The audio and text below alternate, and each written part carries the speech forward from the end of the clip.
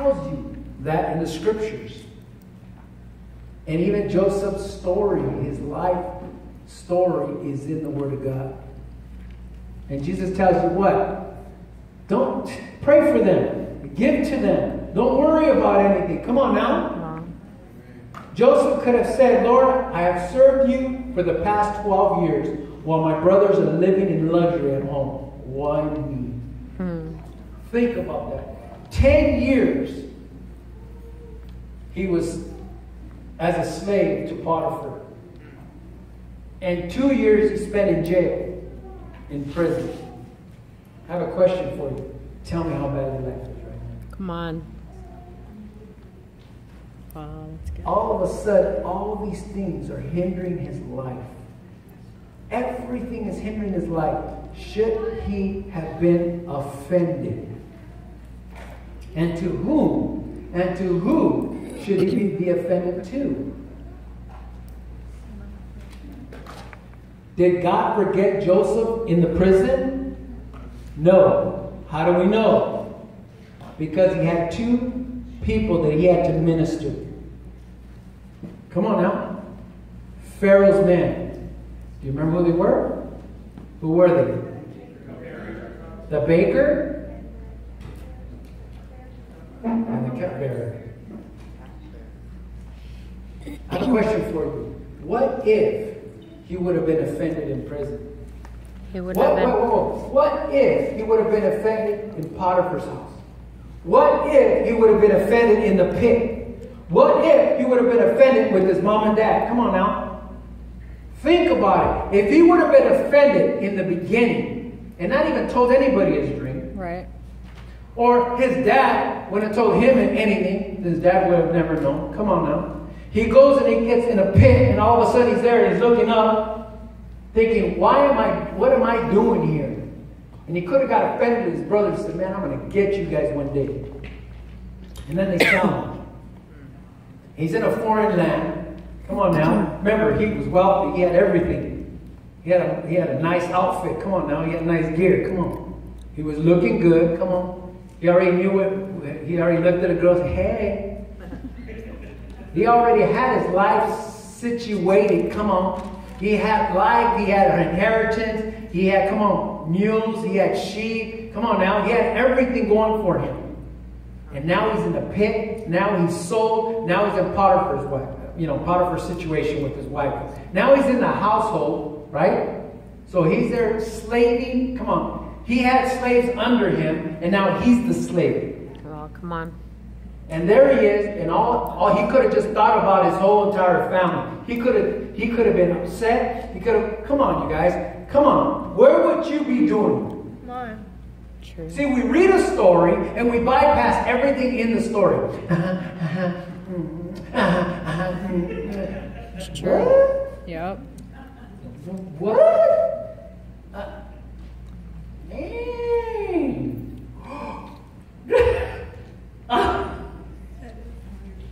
You better run.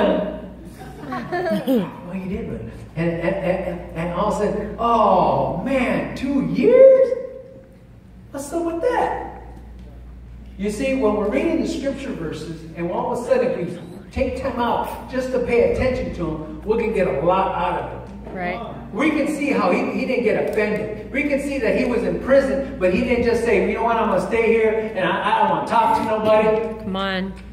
I don't want to talk about God. What God?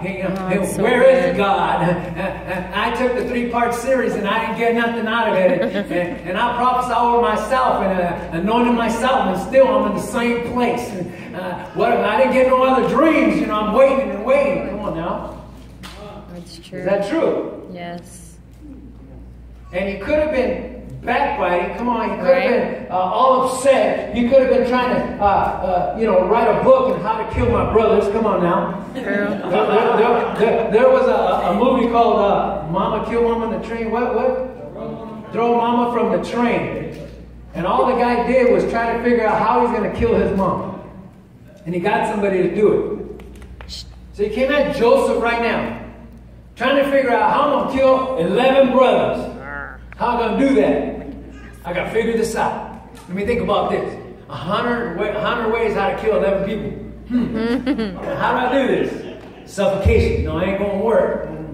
Let me think. Fire. Let me think. I don't know how I'm going to do that. Let me see. What else can I do? You know, I can kill one at a time. That's going to take too long. You know, this guy is just, can you imagine that? Can you imagine if he would have done that? And he would have been Potiphar's wife. All of a sudden, the situation, watch this. He would have offended with his brothers. Said, you know what? Everything I did right, and look where I'm at. Potiphar's. I'm here serving him, and all of a sudden, excuse the expression, his old lady came in there, and all of a sudden, hey. And he's like, hey. Yeah. And she said, hey. And he said, no. Hey. I don't play like that. And she said, come on, let's do this. He said, and then all of a sudden he looks back and sees all the things. You know what? They burned me. I'm about to burn somebody right here. Come on now. If he would have said that and said, you know what? I'm going to go ahead and do this because you know what? Nobody cares for me. Come on now. Wow. You remember? Come on. You remember? Think about it. True, you remember? Pastor, come on. Come on, think about it. Wow. You remember? Think about it. When you were upset, and all of a sudden you went out your mom and dad and say, well, you know what? I'm gonna do that. I'm gonna go ahead and drink anyway. Come on, so true. Come on now. I want to be rebellious. Yep. I'm gonna drink. I'm gonna smoke. I'm gonna put a piercing in every nose and every hole I have, and I'm gonna put one in my eyeball. You know, one in my ear, one of them, never mind where that one went. And I'm gonna do this, and I'm gonna do that, and I'm gonna wear this. Come on, parents tell you don't wear that. What do girls do? They wore that. They changed later. Yeah. Oh, wow! Guilty. Revelation right there. They walk outside. Come on now, the girls walk outside. They have their come on all the way down here, and all of a sudden, folded like oh, you guys times. don't do that. Oh, they don't laugh because they know what I'm talking about. Or they go to the restroom. Come on, they stop at the gas station. Come on now. And all of a sudden, you get this thing out of your purse. Come on now. Yep. And this little garment, towel. What do you call those garment? What do you? Tube top. Yeah, there you go. Like a material. You get like this little slinky material, and you just whoop. Oh no, I forgot. You put it underneath, and then you take the up. There you go. And all of a sudden, you come outside, right out, and you go straight to the party. Come on. Am I telling the truth, ladies? Yes, Pastor. Some of y'all goody teachers over there, I don't know what you're talking about. I've never done that. Be real. Come on. Never done that before. Never. No, not this person. No. Seriously? Okay, then your neighbor did. Your friends did. Come on now. And all of a sudden you're there and you're putting on all this. Come on. And mom said, don't put all that makeup on. What do you do? Ooh, wipe it off before you get home. Put all that. She's getting ahead of me. Put all this makeup on, and then right before you get home, come on. Where's the Vaseline at? My sister with her shirts. Oh, that's funny. Because we as people of nature, come on, people of this nature, come on, the flesh, all of a sudden, the people that tell us don't do that, what do? Do it. We do the opposite. Why? Because we're rebellious. Come on, young man, young lady, come on. You do everything opposite of what your parents tell you not to do. That's so true. Oh, you don't want me to do that? That's the first thing you think about. Yeah. Come on, Adam. Come on, Eve. Wow. Don't touch the fruit in the center of the garden. What do? That's all you think about. We have 350 trees out there, all the 350 fruit, and you concentrate on that one in the midst of the garden. And all of a sudden you walk around the garden and you eat some of the fruit on the other one, and all you do, you just keep looking at it. It's still there. And you go around it again.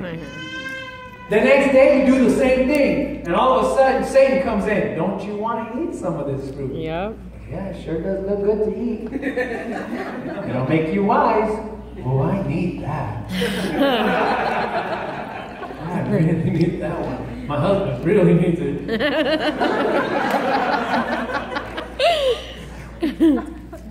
And there you go. Tiptoe to the... There you go. You're tiptoeing right to it and you're looking at it. Because why? Because our evil nature always does the opposite of what is good and what is right before the eyes of the Lord. That's true. Come on now. You're going to understand. Come on, young adult. You're going to understand when the parents told you not to. Now you have children, and guess what? Woo. I don't want to think about it yet. Payback's a crime. I'm not there. Like that. Payback's bad. How many people know that when you get older, all of a sudden you tell your kids, oh, don't do that, and the first thing they think about? You better start this. Here we go again. How many people know history repeats itself? No, I rebuke that. No. I'm telling you. I'm telling you.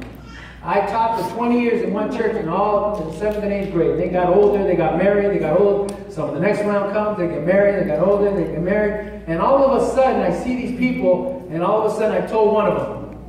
She was in my class. I told her to tell it anyway. I said, what you're doing to your parents right now, she was rebellious. So what you're doing to your parents, don't worry, it'll repeat itself. Okay. Sure enough, guess what? She looked at me one day, she had children, she looked at me, she goes, I know. And she's now going through it. She went through what she did to her parents, she's going through now. Let me ask you a question, young adults. Who's smarter, you or your parents?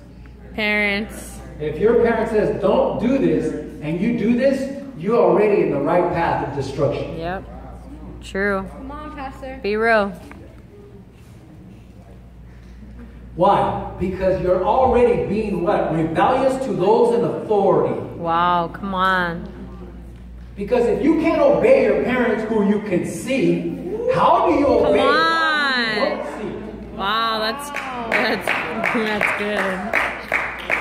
If God entrusted your parents to teach you, come on now, to raise you up as a man of God, and you want to say, I'm going to do my own thing. Come on. Oh, do you? Go ahead. Go ahead. Yes. The girl goes, I know what I'm doing. Come on now. And they sneak out the back window. Yep. And all of a sudden, the dad and the mom goes, Yep. what's wrong with your stomach? Wow, come on. Oh! Go there. Go there. Some of you new people, you should have seen the sign when you walked through here. The disclosure was right there. Pastor going to say what he wants. He's going to be real. Yep. You ain't going to say nothing. Come on. Don't write no letters. Signed by Manuel, Pastor Man.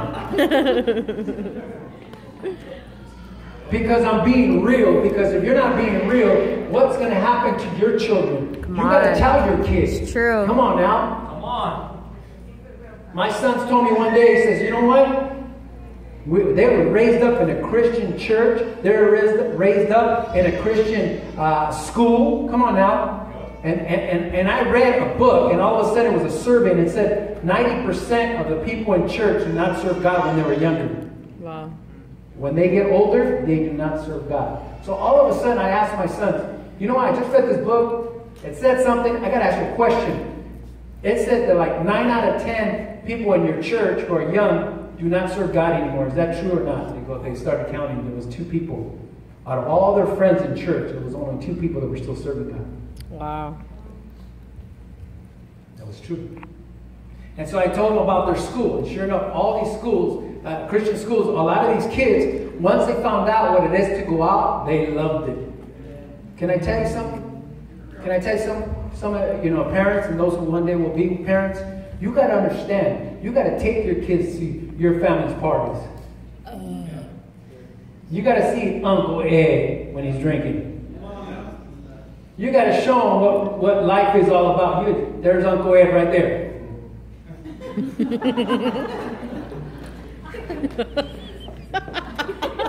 Yeah, that's what happens when they drink. all of a sudden cussing and beating people. Like, okay, time to go home. It's time to leave. There's a certain time where you got to figure it out. It's time to go home. Come on, can I get it? Come on, amen. Come on. You know what I'm talking about.